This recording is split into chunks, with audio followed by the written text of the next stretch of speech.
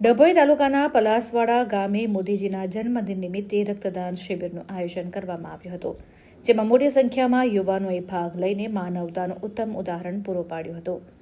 આ રક્તદાન શિબિર સવારે 10 વાગ્યાથી બપોરે 1 વાગ્યા સુધી યોજાઈ હતી.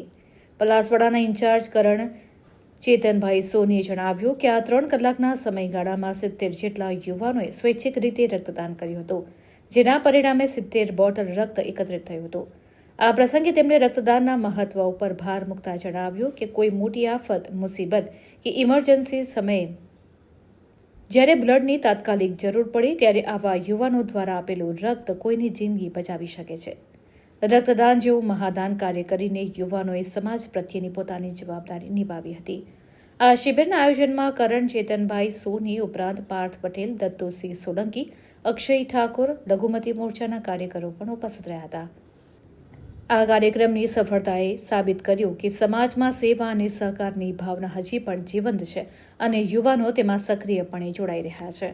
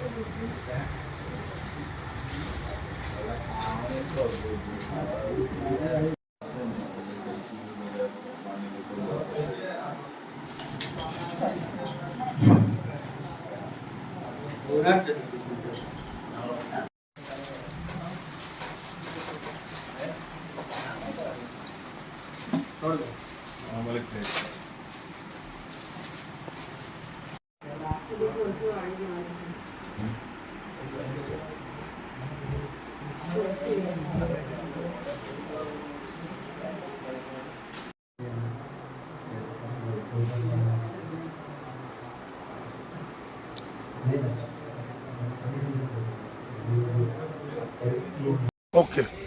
નમસ્કાર. આપણા દેશના યશસ્વી પ્રધાનમંત્રી શ્રી નરેન્દ્રભાઈ મોદીના 75મા જન્મદિવસ નિમિત્તે દર્ભાવતીના ધારાસભ્ય શ્રી શૈલેષભાઈ મહેતાની આગેવાની હેઠળ ડભોઈ તાલુકા યુવા મોરચા તથા લઘુમતી મોરચા અને બધા સાથે મળીને પલાસવાડા ગામે બ્લડ ડોનેશન કેમ્પનું આયોજન કરેલું છે. તેમજ પ્રધાનમંત્રીની દીર્ઘાયુ માટે અને સ્વસ્થ જીવન માટે પ્રાર્થના કરેલી છે.